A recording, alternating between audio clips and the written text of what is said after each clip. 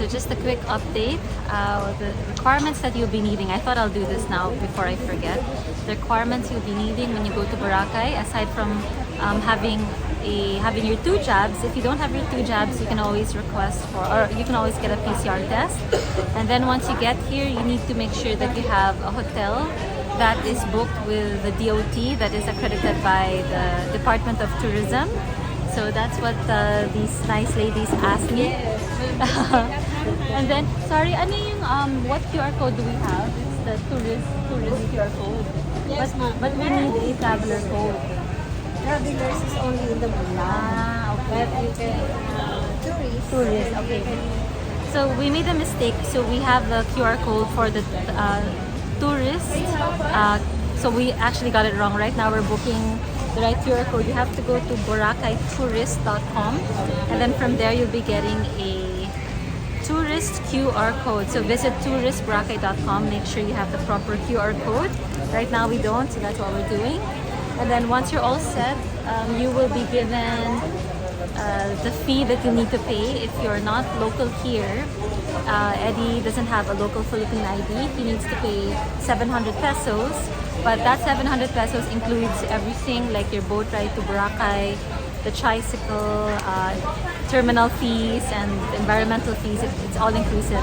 In my case, I paid 550. If you have a senior citizen card or PWD, it's 450. And again, that includes everything. So that's what you can expect when you're traveling here to Boracay. It's not like you just take a plane and then you go. There's still a lot of stuff to fill. Like right now, we have to input our passport numbers, ID numbers, and things like that. So there's a lot of paperwork that need to be done. If you're not into paperwork, it might be a little bit of challenge for you. And yeah, it's not as smooth as you would want it to be when you're traveling around the Philippines or if you're on vacation here in Boracay.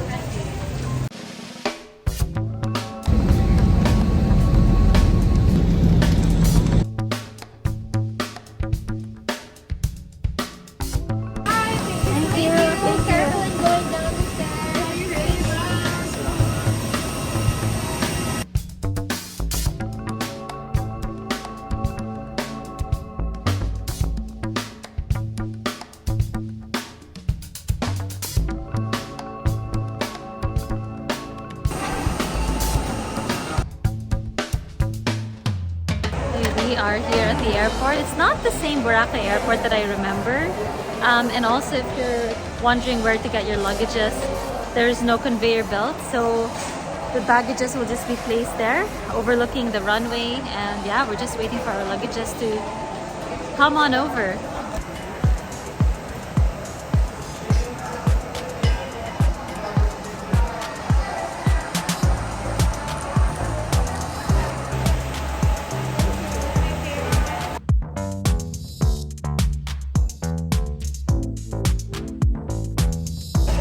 Our luggages have arrived. Now what we're all waiting for is for them to actually take it out of the cart. It's just there, and yeah, we're all very eager to check in our resorts. It's around 5 p.m. now, and yeah, the day's just basically ending. While everyone is inside waiting for their luggages to be brought down, I thought I'd go outside of the airport to see what's happening. And right behind me, it's all buses and coaches. Honestly, this is not the same Boracay airport that I remember. Years ago, we landed in Caticlan. Now this is, years ago, we landed in Aklan. And this is now Caticlan Airport. But really, nothing to me looks very familiar. Looks familiar at all. And they also call this the Boracay Airport. So I'm just gonna head over across the street to see if I can find a tricycle. Because inside they were charging us 800 pesos per person to go to town, which is like ridiculous. I remember before it was only around 200-300 pesos, and now it's like 1.6. So anyway, let's see, and hopefully I can call a trike and find out how much the rates are.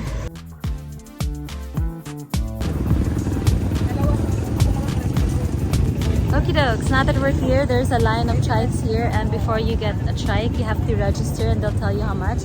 But behind me is the sea. It's looking very pretty. I really hope to make it in town before the sun goes down.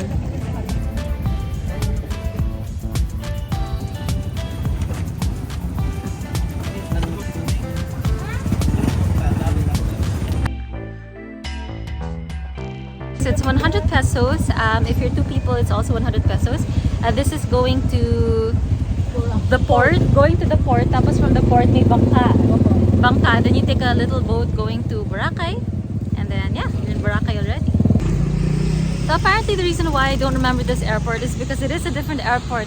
They said they combined the departures and the arrival. So definitely it's not the usual airport, Boracay Airport, that I remember. So true enough, it has changed. If I remember correctly, this tricycle can actually fit 4 people. Right now we're 2, but our luggages will go at the back. Yeah, let's head out to station 2.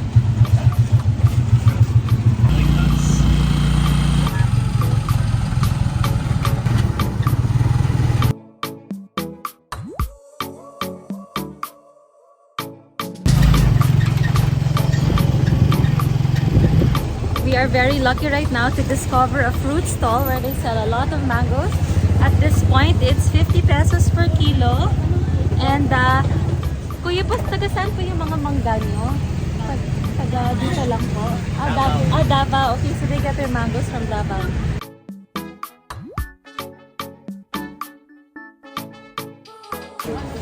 So I gotta say, I'm really not good with techie stuff. So Ate here is so nice to help me. We could have been here for maybe 1 hour, but because they were assisting us, we're making progress.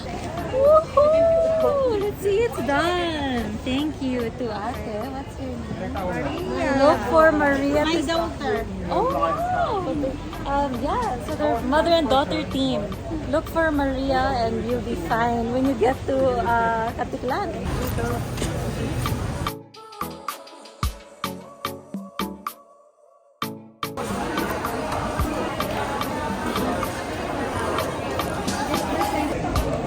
So the prices I mentioned previously, you can actually choose to do it on your own.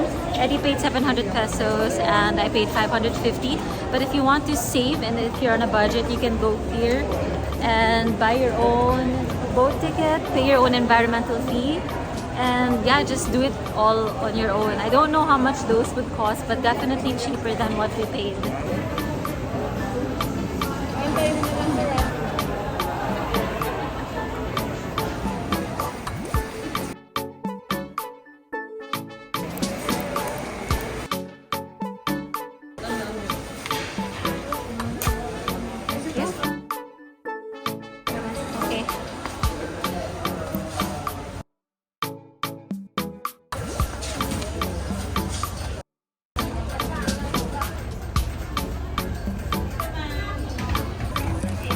Pagdating doon, meron naman mag-a-assist ulit. Okay.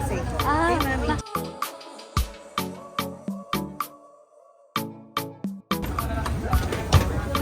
Here we are.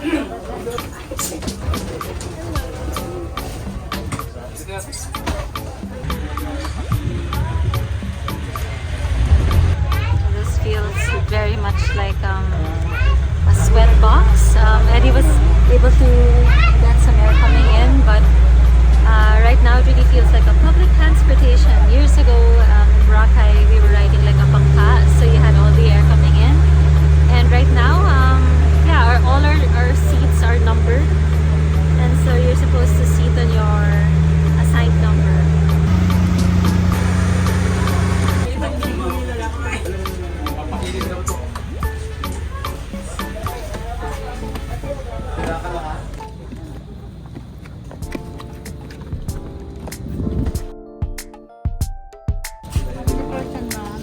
Aboza. Ilan ba kayo? Ako at saka yun. Okay, I gotta say, if you were to pay your own fees where we came from, you probably wouldn't have spent more than 300 pesos.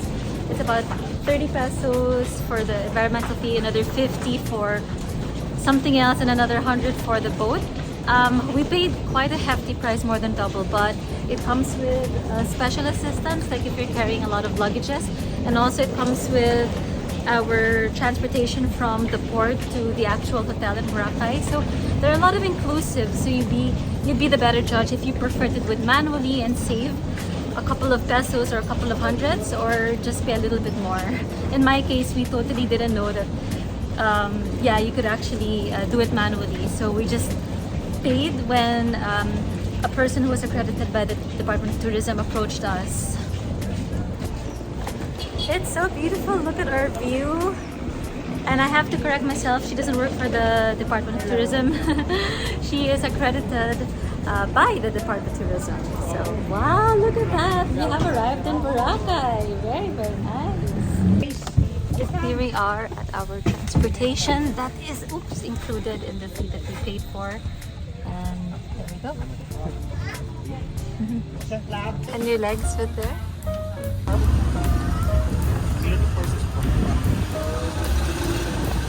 Tapos maganda siya.